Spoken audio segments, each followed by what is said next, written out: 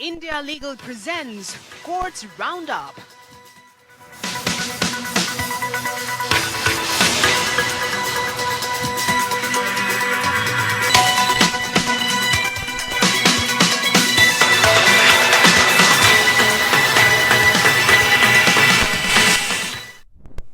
नमस्कार, आप देख रहे हैं हमारी खास पेशकश कोर्ट्स राउंडअप। मैं हूं आपके साथ अक्षय सिंह।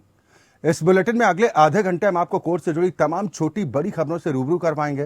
कोर्ट की कार्रवाई और सुप्रीम कोर्ट से लेकर हाई कोर्ट और लोअर कोर्ट्स तक के फैसलों को आपके सामने रखेंगे। लेकिन आगे बढ़ने से पहले एक नजर अभी तक की हेडलाइंस पर। ज्ञानवापी परिसर में एएसआई सर्वे पर सुप्रीम कोर्ट ने लगाई अंतरिम रोक। 26 जुलाई शाम 5 बजे तक एएसआई सर्वे पर पाबंदी। मुस्लिम पक्ष को हाईकोर्ट जाने की मोहलत। दिल्ली मेरठ रैपिड रेल पर दिल्ली सरकार को सुप्रीम कोर्ट ने लगाई फटकार। कहा 1100 करोड़ विज्ञापन में खर्च किए तो रैपिड रेल के लिए भी पैसे दे सकती है सरकार। लंबित राशि का 2 महीने में भुगतान करने का आदेश। पश्चिम बंगाल सरकार को सुप्रीम कोर्ट से लगा झटका। कोर्ट ने रामनवमी हिंसा मामले में एनआईए जांच रोकने से किया इनकार। कलकत्ता हाईकोर्ट का आदेश रखा बरकरार।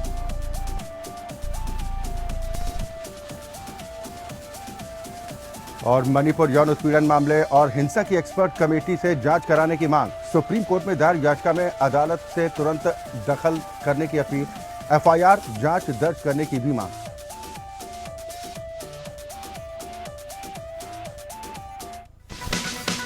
India Legal presents Courts Roundup.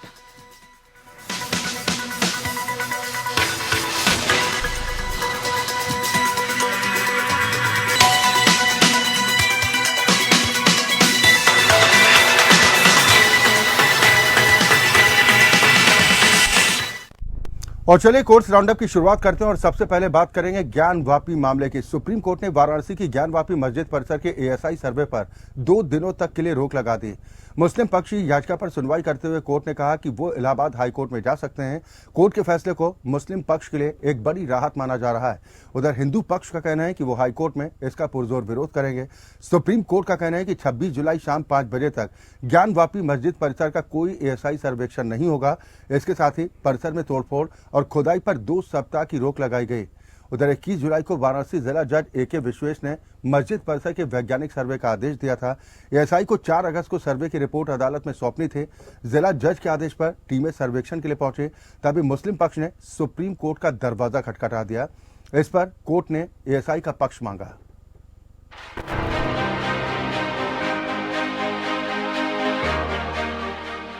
Varanasi की ज्ञानवापी मस्जिद में सर्वे को लेकर सुप्रीम कोर्ट ने बुधवार 26 जुलाई शाम 5 बजे तक के लिए रोक लगा दी है।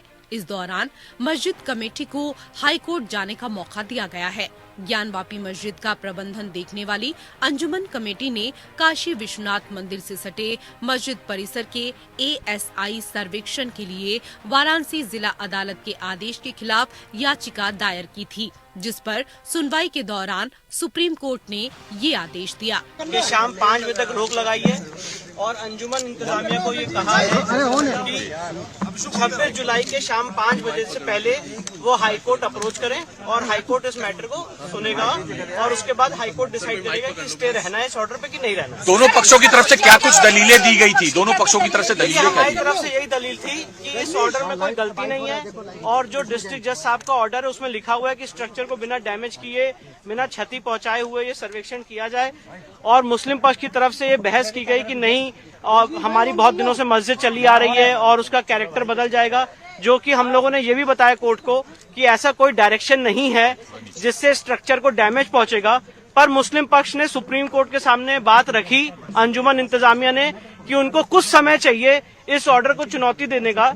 इसलिए माननीय सुप्रीम कोर्ट ने डिस्ट्रिक्ट जज वाराणसी के ऑर्डर पे 2 दिन के लिए एक इंटरिम रोक लगाई है और इलाहाबाद हाईकोर्ट के सामने मामला जाएगा और इलाहाबाद हाईकोर्ट फिर दोबारा फ्रेश इसे डिसाइड करेगी कि ये रोक रहनी है कि नहीं रहनी है, ये ऑर्डर सही है कि गलत है। सर्वे में कोई रोक नहीं लगाई है, इस रूप में न कहिए, बल्कि ये कहा है कि बीचिंग टाइम उनको दिया जा रहा है कि फ्राइडे को ऑर्डर हुआ था तो 2 दिन का समय मिल जाए। परसों बुधवार की शाम को 5 बजे तक हाईकोर्ट जाकर वहाँ अपनी बहस कर सकते हैं। खाली चैनल का फर्क है कि वो चैलेंज कर सकते हैं। इसको रोक के रूप में न देखा जाए, क्योंकि हाईकोर्ट उनको जाने का अधिकार दिया है। मानी बात है, तब तक वो आदेश इम्प्लीमेंट नहीं होगा। मुस्लिम पक्ष ने कहा कि पहले भी कथित शिवलिंग के जांच के मामले में ज्ञानवापी परिसर की एएसआई सर्वे पर इलाहाबाद हाईकोर्ट रोक लगा चुका है।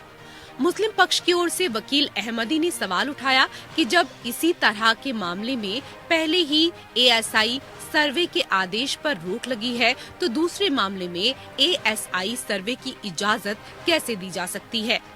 उन्होंने कहा कि आखिर इतनी जल्दी क्यों है। सुबह से ही 30 लोग इस समय सर्वे के लिए मौजूद हैं। 15 शताब्दी से इस स्थान पर मस्जिद मौजूद है। सीजेआई ने 26 जुलाई को 5 बजे तक वाराणसी कोर्ट के आदेश पर यथास्थिति को बरकरार रखने का आदेश दिया। बुधवार शाम 5 बजे तक एएसआई सर्वे का काम नहीं होगा। उससे पहले मुस्लिम पक्ष इलाहाबाद हाई कोर्ट का रुख करेगा और कोर्ट उनकी याचिका पर सुनवाई करेगा। कोर्ट ने मुस्लिम पक्ष को कहा कि वो मंगलवार को हाई कोर्ट का रुख करें। बुधवार को हाई कोर्ट में सुनवाई संभव होगी, तब तक हम एएसआई के सर्वे पर यथास्थिति बरकरार रखने के आदेश देते हैं। वाराणसी में एएसआई ने 24 जुलाई को ज्ञानवापी का सर्वे शुरू किया था। सील वजूद स्थल को छोड़कर पूरे परिसर का सर्वे कराने की बात की थी। शुरुआती 3 घंटे के सर्वे में फीता लेकर पूरे परिसर को नापा गया। 4 स्टैंड कैमरे परिसर के चारों कोने पर लगाए गए। उसमें एक एक्टिविटी रिकॉर्ड की गई। उधर मुस्लिम पक्ष ने सर्वे का बहिष्कार किया। वो सर्वे के फैसले के खिलाफ सुप्रीम कोर्ट पहुंच गया। सुप्रीम कोर्ट में याचिका को लेकर सुनवाई हुई। सीजेआई ने यूपी सरकार से पूछा था कि एएसआई वहां क्या कर रही है, ज्ञानवापी में सर्वे की यथास्थिति क्या है। सॉलिसिटर जनरल तुषार मेहता ने दावा किया कि दीवारें नहीं टूटी हैं और केवल माप और फोटोग्राफी की जा रही है। उन्होंने पुष्टि की कि परिसर में कोई संरचनात्मक परिवर्तन नहीं किया जाएगा। हालांकि अहमदी ने सर्वेक्षण करने में एएसआई की हड़बड़ी पर सवाल उठाया और आदेश पर रोक लगाने के लिए दबाव डाला। उन्होंने कहा, मैं सुप्रीम कोर्ट को केवल 1 हफ्ते के लिए इसे रोकने का अनुरोध करता हूं। उसी प्लॉट को लेकर, उसी सर्वे को लेकर हाई कोर्ट ने 2021 में रोक लगा दी थी। अहमदी ने कहा, क्या मैं अदालत से आदेश पर रोक लगाने का अनुरोध कर सकता हूं? सीजेआई डीवाई चंद्रचूड़ ने कहा, मिस्टर अहमदी, यह सिर्फ माप है। हम आपको 1 के बजाय 2 हफ्ते का समय दे सकते हैं। अभी उस साइट पर 30 लोग हैं जो कार्रवाई कर रहे हैं। अहमदी ने जवाब दिया, सर खुदाई की जल्दी क्या है? ये संपत्ति 1500 ईस्वी से एक मस्जिद के रूप में है। अब इतनी जल्दी क्या है? मैं अपनी अपील में इस पर बहस करूंगा, लेकिन इस बीच रोक लगनी चाहिए। मैं इसकी अपील करता हूं। सीजेआई डीवाई चंद्रचूड़ ने अंत में कहा, हम आपको बुधवार 26 जुलाई तक का समय देंगे। आप कल हाई कोर्ट जाएं। आज से बुधवार शाम 5 बजे के बीच हम कहेंगे कि यथास्थिति बरकरार रहे। एएसआई की 4 टीमें परिसर को 4 हिस्सों में बांटकर अलग अलग सर्वे कर रही थी। परिसर में लगे पत्थर और ईंट की हाइट नापी गई। सत्य परेशान हो सकता है, परास्त नहीं हो सकता। शिव ही सत्य हैं। ओम नमः शिवाय, हर हर महादेव। सर, इसके सुप्रीम कोर्ट जाने की बात कर रहे हैं। सवाल जब माननीय न्यायालय के सामने कोई मामला हो, तो मेरा मानना है कि उस पे सवाल उठाने की जगह न्यायालय में अपना पक्ष रखना चाहिए। और अगर माननीय न्यायालय ने कोई आदेश दिया है सर्वे का और वो सर्वे हो रहा है, तो उसका तो मैं तो स्वागत करता हूं। और माननीय सर्वोच्च न्यायालय ने अगर सर्वे पर रोक लगाने से मना किया है, तो उसके बाद कुछ बकाया नहीं रह जा सकता है। मैं तो हर हर महादेव बोलता हूं। चारों ओर की दीवारों की फोटोग्राफी और वीडियोग्राफी की गई।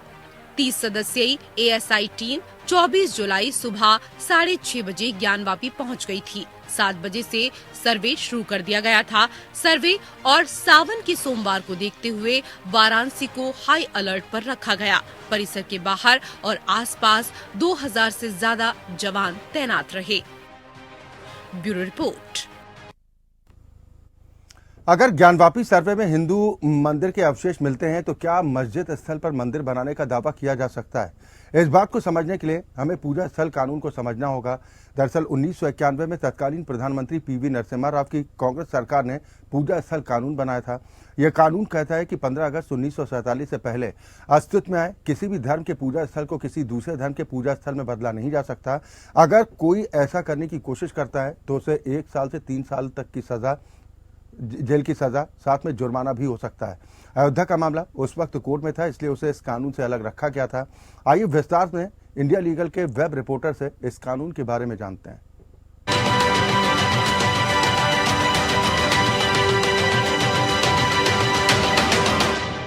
वाराणसी में स्थित ज्ञानवापी मस्जिद पर एएसआई के द्वारा सर्वे की शुरुआत हो गई है। तो आज सोमवार के दिन आर्कियोलॉजिकल सर्वे ऑफ इंडिया अपने कुल 30 मेंबर्स की टीम के साथ इस साइट की जांच करेंगे। इस सर्वे का मिशन यही है कि क्या ये मॉस्क सच में एंशिएंट हिंदू टेंपल के ऊपर बना था। तो आइए पहले जानते हैं प्लेसेस ऑफ वर्शिप एक्ट क्या है।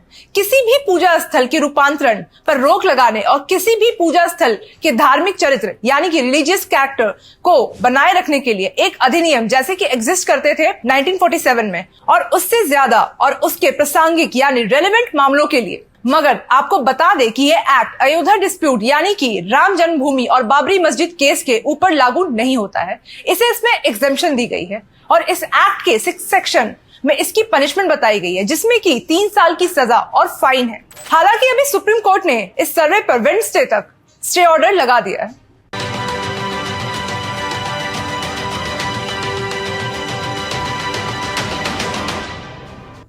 उधर पश्चिम बंगाल में रामनवमी हिंसा से संबंधित मामलों की जांच एनआईए को दिए जाने के मामले में सुनवाई हुई। इस दौरान पश्चिम बंगाल सरकार को सुप्रीम कोर्ट से बड़ा झटका लगा। कोर्ट ने रामनवमी हिंसा से संबंधित मामलों की जांच एनआईए से जारी रखने का आदेश दिया। सुप्रीम कोर्ट ने पश्चिम बंगाल सरकार की याचिका को खारिज करते हुए कलकत्ता हाईकोर्ट के आदेश को बरकरार रखा है। सुप्रीम कोर्ट ने कलकत्ता हाईकोर्ट के आदेश में दखल देने से इनकार कर दिया। सीबीआई की अध्यक्षता वाली बेंच ने एनआईए की ओर से सॉलिसिटर जनरल ने कहा कि आपके द्वारा कहा गया था कि इस मामले में जो 6 एफआईआर दर्ज की गई हैं वो रामनवमी की घटना से जुड़ी हैं या नहीं, हमने उसकी जांच की। पहली एफआईआर जो हावड़ा में दर्ज की गई उसमें विस्फोटक जैसी चीजों का इस्तेमाल किए जाने का जिक्र किया गया। इसके अलावा अन्य एफआईआर की जांच की गई जिसमें राज्य पुलिस की ओर से जानबूझकर राज्य पुलिस ने विस्फोटकों का जिक्र नहीं किया, जबकि उस घटना में लोगों को गंभीर चोटें आईं। एनआईए की ओर से कहा गया कि हाईकोर्ट के फैसले के बाद भी राज्य सरकार ने एनआईए को अभी डॉक्यूमेंट्स नहीं मुहैया कराए। इस घटना को लेकर 30 मार्च से 3 अप्रैल के बीच 6 एफआईआर 4 पुलिस स्टेशन में दर्ज की गई। वहीं पश्चिम बंगाल सरकार की तरफ से वकील गोपाल शंकर नारायण ने कहा कि ये आरोप दुर्भाग्यपूर्ण है कि हम किसी को बचा रहे हैं। राज्य सरकार की ओर से गिरफ्तार किए गए आरोपी हर समुदाय के हैं। सीबीआई ने कहा कि क्या इस बात से इनकार किया जा सकता है कि वहां विस्फोटकों के इस्तेमाल का आरोप है। जवाब में पश्चिम बंगाल सरकार ने कहा कि कोर्ट को यह देखना चाहिए कि अगर वहां विस्फोटक इस्तेमाल हुए तो कितनी इंजरी हुई। राज्य के अधिकारियों की जांच पर भरोसा न करना दुर्भाग्यपूर्ण है। बंगाल सरकार की ओर से यह भी कहा गया कि रामनवमी जुलूस के दौरान 4 दिनों में 6 घटनाएं हुई। वहीं हाईकोर्ट ने एक एफआईआर में एनआईए की जांच के आदेश दिया, लेकिन एनआईए ने सभी जांच करने की बात नोटिफिकेशन में कही। दरअसल रामनवमी के दौरान हुई हिंसा के मामले की जांच एनआईए को दिए जाने के कलकत्ता हाईकोर्ट के आदेश को चुनौती देते हुए पश्चिम बंगाल सरकार ने सुप्रीम कोर्ट में याचिका दाखिल की थी। पश्चिम बंगाल सरकार का कहना है कि एक एफआईआर की जांच एनआईए करे, लेकिन एक एफआईआर के आधार पर अन्य एफआईआर को भी एनआईए को सौंपना उचित नहीं।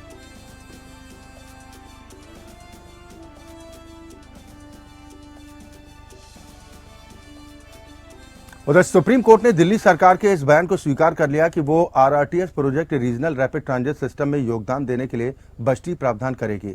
सुप्रीम कोर्ट ने दिल्ली सरकार को यह भी आदेश दिया कि Delhi Meerut regional rapid transit system project की बकाया राशि भी 2 महीने के अंदर जमा करें। दिल्ली सरकार को अदालत ने फटकार लगाते हुए कहा कि 3 साल में विज्ञापन पर 1100 करोड़ रुपए खर्च किए जा सकते हैं तो इंफ्रास्ट्रक्चर के लिए भी पैसा दिया जा सकता है।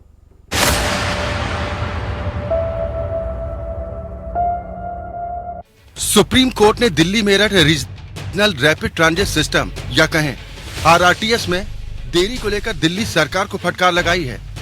कोर्ट ने कहा कि जब 3 सालों में सरकार विज्ञापनों पर करोड़ों रुपए खर्च कर सकती है तो इंफ्रास्ट्रक्चर के लिए भी फंड देना चाहिए।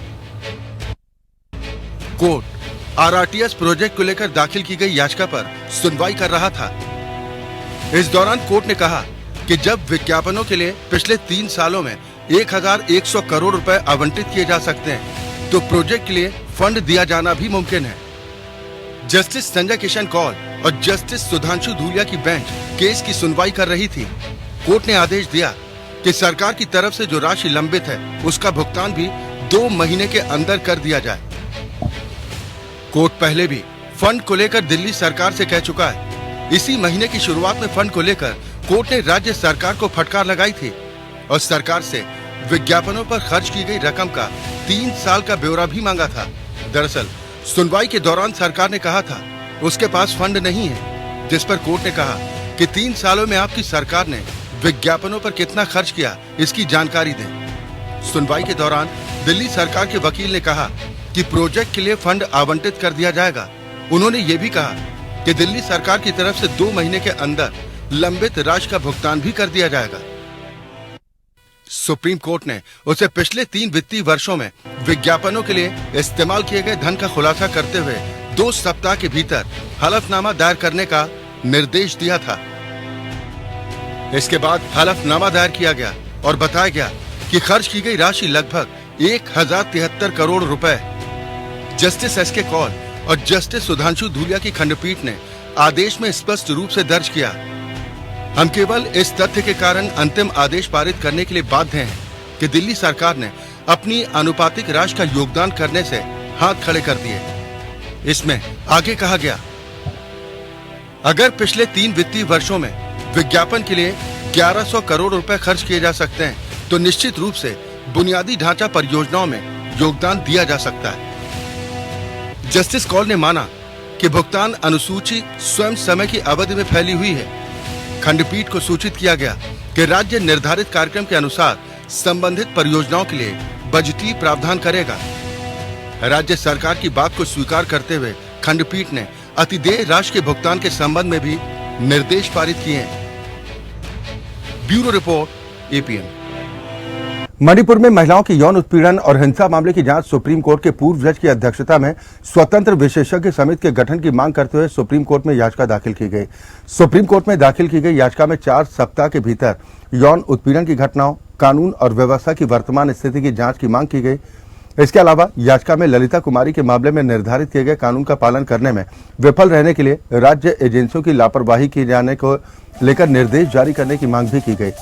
वकील विशाल तिवारी ने दाखिल की इस याचिका में ऐसे मामलों की जांच सीबीआई से कराए जाने के आदेश देने की मांग की है। उन्होंने अपनी याचिका में दलील दी कि मणिपुर में कानून लागू करने वाली एजेंसियों की ओर से घटना की रोकथाम में कोई भागीदारी नहीं होने के कारण वहां महिलाओं का यौन उत्पीड़न, बलात्कार, छेड़छाड़ी नहीं, गोलीबारी, बम विस्फोट और दंगे हुए। याचिकाकर्ता ने केंद्र और राज्य दोनों सरकारों पर उत्तर पूर्वी राज्य मणिपुर में हाईकोर्ट के आदेश पर हिंसा फैलने के संबंध में निष्क्रियता का आरोप लगाया। याचिका के मुताबिक सरकारों ने मैतेई, कुकी और नागा समुदायों के बीच हिंसा को रोकने के लिए पर्याप्त कोशिश नहीं की।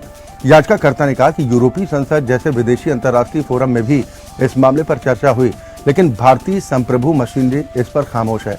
न तो केंद्र और न ही राज्य सरकार ने कोई उचित कदम उठाया। याचिका में अदालत से फौरन दखल देने को कहा गया।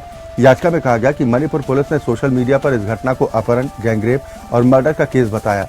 जब पुलिस के सामने कोई संज्ञेय अपराध की जानकारी आती है तो पुलिस का कर्तव्य है कि वो एफआईआर दर्ज करे। इसके अलावा याचिकाकर्ता ने सीबीआई को मणिपुर में चल रही हिंसा के संबंध में एफआईआर दर्ज करने, पीड़ितों के बयान दर्ज करने, जांच शुरू करने और चार्जशीट तैयार करने का निर्देश देने की मांग भी की है।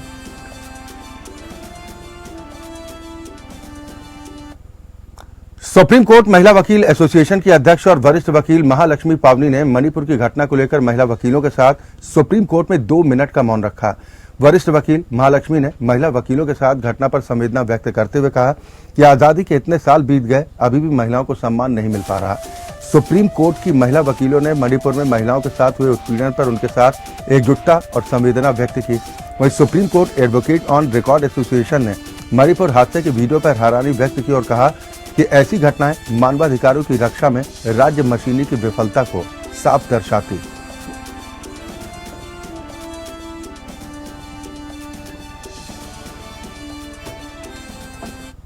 उधर दिल्ली उच्च न्यायालय ने दिल्ली सरकार से एक स्थिति रिपोर्ट दाखिल करने को कहा, जिसमें हाल ही में यमुना नदी के तट टूटने के बाद शहर में आई बाढ़ के मद्देनजर किए गए राहत कार्यों का विवरण दिया गया हो। मुख्य न्यायाधीश सतीश चंद्र शर्मा और न्यायमूर्ति सौरभ बनर्जी की खंडपीठ ने एक जनहित याचिका पर सुनवाई करते हुए यह आदेश पारित किया, जिसमें यमुना बाढ़ राहत शिविरों में लोगों के लिए मुफ्त राशन, चिकित्सा सहायता, स्वच्छता प्रावधान और अन्य आवश्यक चीजें पहुंचाने की मांग की गई थी। अजीम प्रेमजी विश्वविद्यालय के सहायक प्रोफेसर आकाश भट्टाचार्य ने यह कहते हुए उच्च न्यायालय का दरवाजा खटखटाया कि हाल में यमुना में आई बाढ़ 1978 के बाद से दिल्ली में सबसे विनाशकारी आपदा है। उन्होंने तर्क दिया कि राहत शिविर जहां विस्थापित लोगों को रखा गया में बुनियादी सुविधाओं का अभाव है। याचिका वकील KR श्रेयस के माध्यम से दायर की गई थी। स्थायी वकील संतोष त्रिपाठी दिल्ली सरकार की ओर से पेश हुए और अदालत के समक्ष सुनवाई के लिए आने से पहले ही मीडिया में याचिका के विवरण प्रकाशित होने पर आपत्ति जताई। त्रिपाठी की ओर से कहा गया कि सार्वजनिक क्षेत्र में अलग तरह से प्रतिबिंबित होता है, ऐसा लगता है जैसे सरकार कुछ नहीं कर रही। उन्होंने आगे कहा कि याचिकाकर्ताओं ने कभी अधिकारियों से संपर्क नहीं किया और सरकार प्रभावित लोगों को वित्तीय सहायता प्रदान कर रही। पीठ ने टिप्पणी की कि याचिकाकर्ता का मामला वास्तविक है और इसलिए इसे इस स्तर पर खारिज नहीं किया जा रहा। इसके बाद इसने सरकार से इस मुद्दे पर एक स्थिति रिपोर्ट दाखिल करने को कहा और मामले को आगे के विचार के लिए 13 सितंबर 2023 के लिए सूचीबद्ध किया।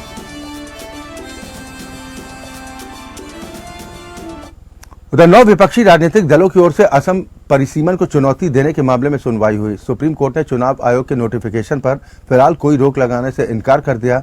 सीबीआई की अध्यक्षता वाली बेंच ने याचिका पर नोटिस जारी कर जवाब दाखिल करने को कहा है। कोर्ट ने केंद्र को नोटिस जारी करते हुए 2 सप्ताह में जवाब दाखिल करने को कहा है। केंद्र के जवाब पर जवाबी हलफनामा दाखिल करने के लिए भी 2 सप्ताह का समय दिया है। याचिका में जन प्रतिनिधित्व अधिनियम 1950 की धारा 8(1) को भी चुनौती दी गई, जिसके आधार पर चुनाव आयोग परिसीमन प्रक्रिया के संचालन में अपनी शक्ति का प्रयोग करने का दावा करता है। इस आधार पर कि असम और पूर्वोत्तर राज्यों के लिए भेदभावपूर्ण होने के अलावा मनमाना है। याचिकाकर्ताओं ने प्रस्तुत किया कि इस तरह के बयान चुनाव आयोग अभ्यास में किसी भी विश्वास को प्रेरित नहीं करते हैं और इस आशंका को जन्म देते हैं कि राज्य सरकार द्वारा भारी रूप से निर्देशित किया गया है। याचिकाकर्ताओं ने 20 जून को जारी अपने मसौदा आदेश द्वारा असम में 126 विधानसभा और 14 लोकसभा निर्वाचन क्षेत्रों की सीमा को फिर से समायोजित करने के ECI के फैसले की भी आलोचना की। निर्वाचन आयोग की शुक्रवार को पूरी हुई जन सुनवाई के दौरान असम में परिसीमन को लेकर लोगों ने अलग अलग विचार रखे। इनमें से कुछ लोगों ने असम में परिसीमन के समय पर सवाल उठाए तो कुछ लोगों ने इस प्रस्ताव का स्वागत भी किया।